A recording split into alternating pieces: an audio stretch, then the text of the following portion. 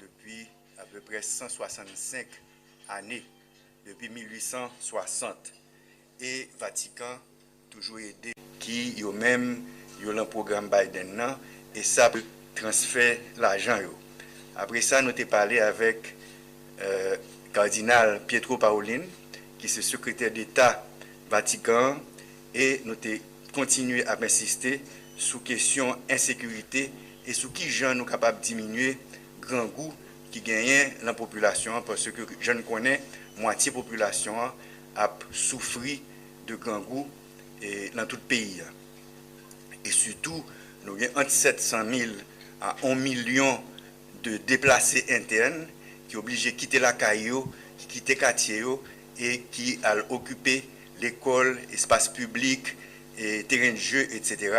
Et qui fait des camps de réfugiés internes, de déplacés, côté commencé une maladie qui commençait à ravager la population.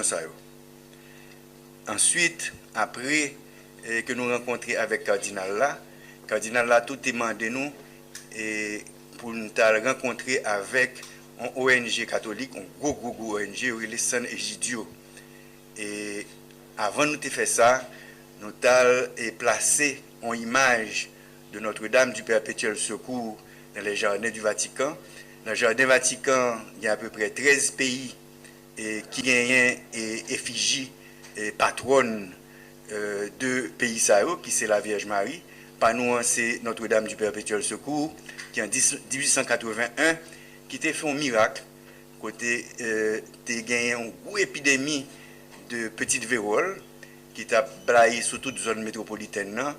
Et Monseigneur Guillou, qui était le Sahara, grand portrait Notre-Dame, qui était dans la cathédrale là, il était fait un signe de croix sous ville là, et puis 1 mois et demi, 2 mois après, l'épidémie a été effacée. Donc, tout Haïtien a pensé que c'est un miracle que le TIE et il a été consacré, Vierge là, comme patronne d'Haïti.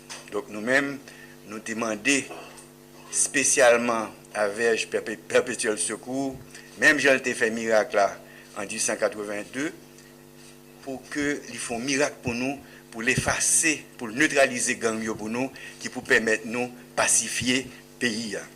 Ensuite, nous allons rencontrer avec ONG les San Egidio, et qui gagne un paquet de travail qu'il fait au monde, qui a lutté contre la pauvreté, et nous avons parlé tout fait face à l'insécurité alimentaire. Ensuite, nous faisons un coup de pied en France.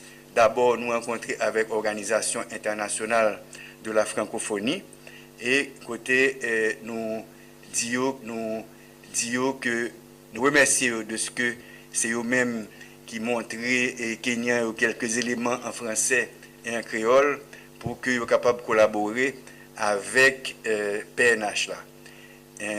Nous demandons tout si ils sont capables d'aider la télévision nationale pour que nous soyons capables de standardiser l'éducation, pour nous transformer la télévision nationale dans le channel YouTube. La télévision nationale il y a plusieurs canaux.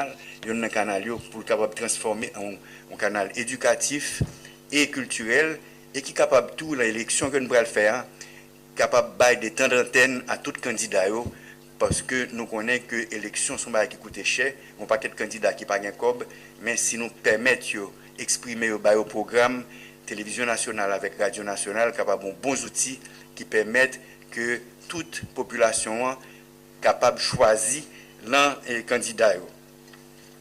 Il dit tout, il a envoyé un expert, qui c'est un ancien président du Burundi, qui a entré en février, vient analyser qui gens pour aider nous dans la question médias et surtout dans la télévision nationale et la radio nationale.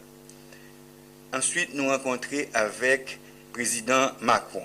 C'est une très belle rencontre, une rencontre qui était très cordiale. Côté le président Macron t'a demandé de faire un tête-à-tête avec lui, qui t'a demandé pour m'expliquer le problème qui gagne en Haïti sous insécurité, sous question assistance humanitaire, et lui-même tout il pensait que nouveau gouvernement américain sera très difficile pour Haïti.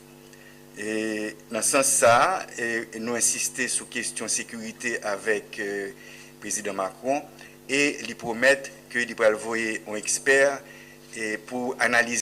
Et lui-même lui dit qu'il va parler avec les Chinois pour être capable de faire abstention et financer les missions de maintien de la paix. Ensuite, tout nous dit que y a un problème de munitions, de armes, de drogue qui sortit en Colombie et qui a rentré en Haïti et que nous demandé le président Petro pour te faire un blocage de ça. Le président Petro te dit que le demandé président Macron pour aider avec flotte que le gagne Martinique et Guadeloupe et il dit que il pourrait faire ça.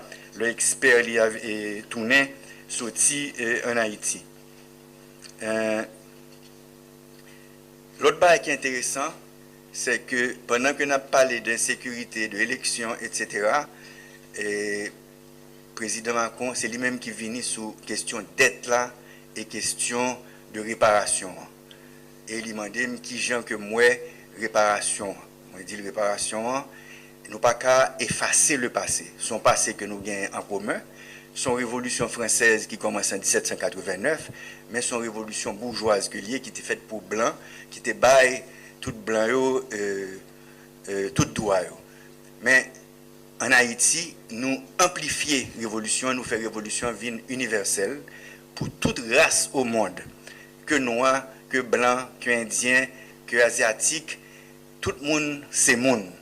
Et que nous pas comprendre que élèves, que étudiants, que universitaires ou mes populations françaises là, pas au courant que Charles X fait que nous payer, en révolution que nous finissons de faire, et il fait nous payer parce qu'il était menacé, détruire toute ville nous et que l'élite haïtienne à l'époque ça était couru accepté parce que c'est comme ça était contrôler masse populaire et que c'est un bagage que tout le monde en Haïti a parlé de lui et nous croyons que son question pour que la France est à résoudre. Le SAR il dit que le 17 avril qui marquait bicentenaire ordonnance de Charles X là, il va faire une déclaration sous ça. Et puis nous fait plusieurs interviews en France et en Italie. En Italie avec une grosse chaîne catholique qui est Aventure. En France nous fait avec France 24, TF1 et TV5 et la Société de Presse, Le Monde, Le Figaro et puis avec tous les médias que Haïtiens ont gagnés à Paris et d'un autre côté en France. Ensuite, nous rencontrons avec Jean-Luc Mélenchon, qui est leader de la France insoumise, qui est opposition qui du que le président Macron gagnait en France, et qui dit que lui-même, s'il est arrivé président, il n'a pas assumé dette de l'indépendance. Là. Ensuite, nous rencontrons avec Jean-Marc Ayrault sous question de dette là et sous question réparation. Ensuite, nous rencontrons avec la communauté haïtienne à Paris et avec corps diplomatique qui a accrédité à Paris.